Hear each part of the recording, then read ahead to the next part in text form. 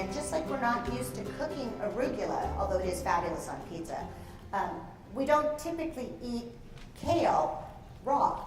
But this salad has a technique. It was a recipe that I first came across on another blog that's listed on the back of your handout called Cookus Interruptus. Cookus Interruptus is a group here in Seattle. They are actors. They're primarily stand-up comedians. And one of them is a nutritionist. She teaches at Bastyr University. So what they're trying to do is to take the notion of healthy, whole foods, feeding your family easily with, seasonal food, and make it funny. The whole lead with beauty or tell a funny joke and win friends.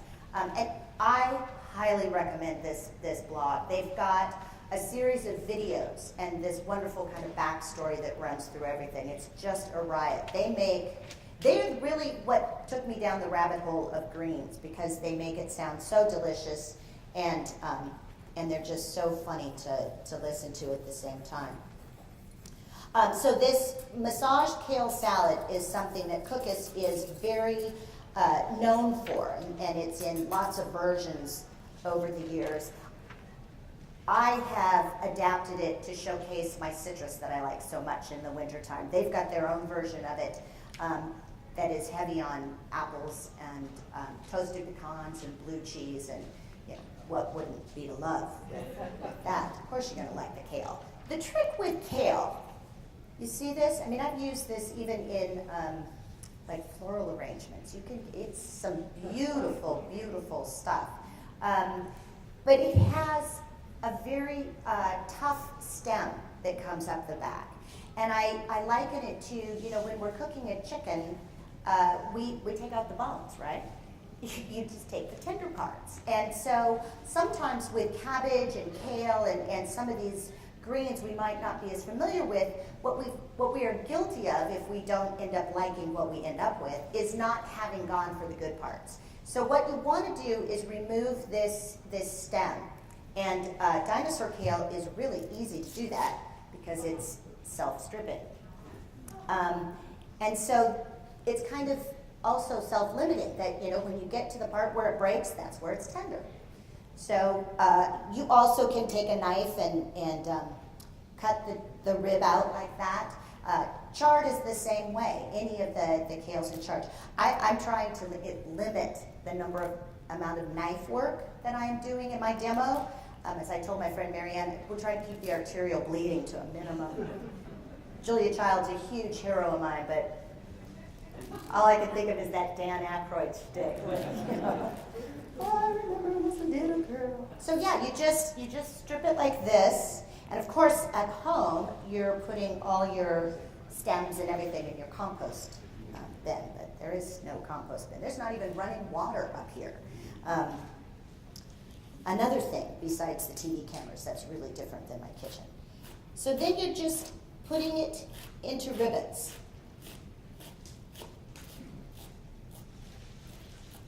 And I also prep this ahead of time because when I do this in these kinds of quantities, it goes everywhere. So here's our kale. You can see it there. It's just, this is a lot. This is probably 2 big bunches of kale. Something that you don't usually do is when you make a dressed salad with greens, you know that you have to finish it at the table because it's not going to last. It goes to mush afterwards. This salad will last at least a couple of days in the refrigerator. It even gets better. And it's an amazing thing to serve it to guests and see people ask for more because they like it so much. It's very unexpected. People are just being polite when they eat it the first time, and then they find out that they like it. So what makes this, the trick with the massaged kale salad, which sounds very bizarre, is you are tenderizing it. First of all, you've stripped out that rib, and now you're tenderizing it with salt. And that's why you start with so much to begin with, is because you don't want it to turn out salty. So I use a very scant teaspoon of salt, coarse salt, kosher salt. I highly recommend people work with kosher salt in their kitchen. It has a cleaner flavor. We basically don't need the iodine in our diet that we did shortly after World War II. Lots has changed since then. So you're just sprinkling it like that. You've washed your hands, and you go in. And you really are just massaging it.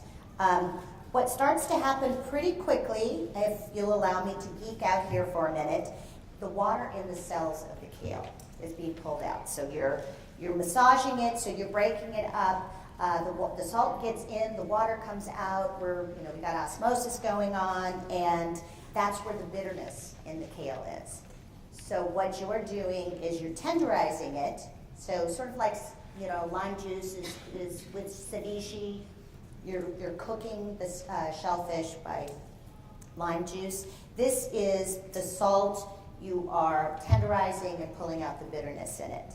Can you see in the mirror at all what it's doing? It's looking different. It's almost looking like it's been lightly sauteed or something. What you're doing is you want to break up those cells. I mean, I've chopped it into ribbons. The coarse salt is doing it, and then the salt itself is pulling it out. Yeah, I'm massaging it. Yeah, that's a good way. I can show you that. So you can see it's shrunk down by, that's the thing with greens, is you start with a mountain and you end up with, 2 cups, which is a great way to, and so you really are, it's like 2 minutes. You're really massaging this so that it's breaking down.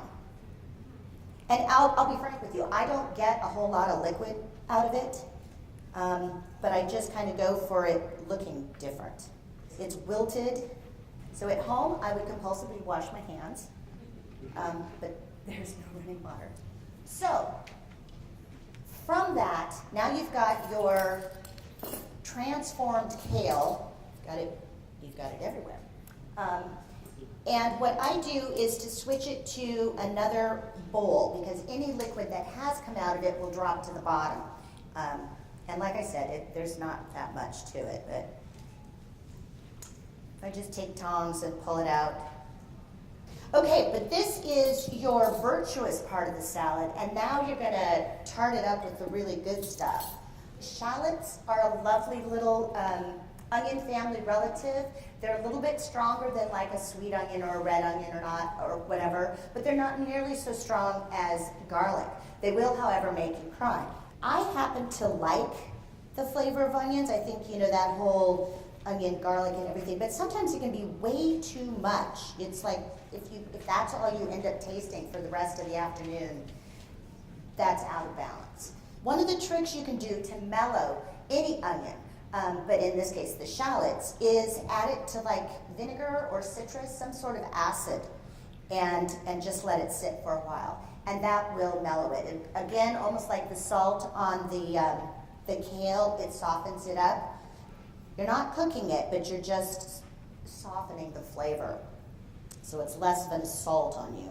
So an easy way to do that is I'm going to dress this salad with a vinaigrette. So and that's obviously got some vinegar in it, so I've just added that in ahead of time.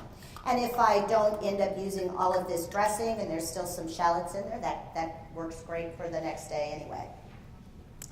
All right, so I'm going to add to my kale salad citrus, and this is, I've got the blood oranges, I've got this gorgeous pink Cara navel orange, and then I've got, that was pink grapefruit, sorry. This is the pink Cara navel orange.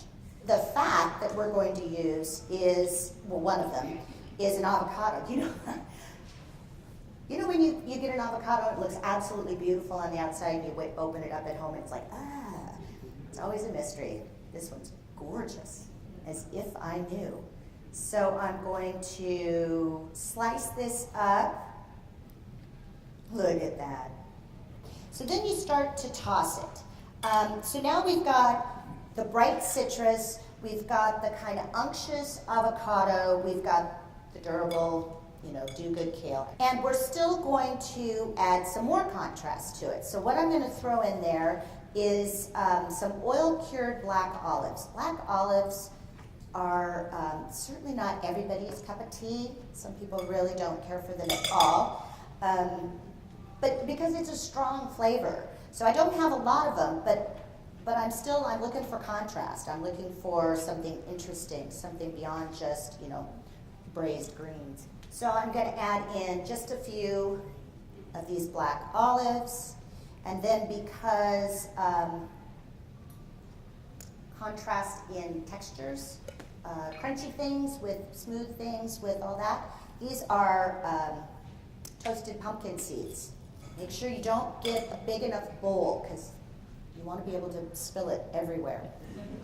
So now I'm going to pull out my softened up shallots, which in a perfect world would have softened even more, but that sort of stuff never happens in live theater. And then dress it. And one of my pet peeves is overdressing a salad. So, you want to still taste everything else that's in the salad. You want to taste the greens, you want to taste the citrus, the avocado. You don't want to just taste the dressing. So you taste it.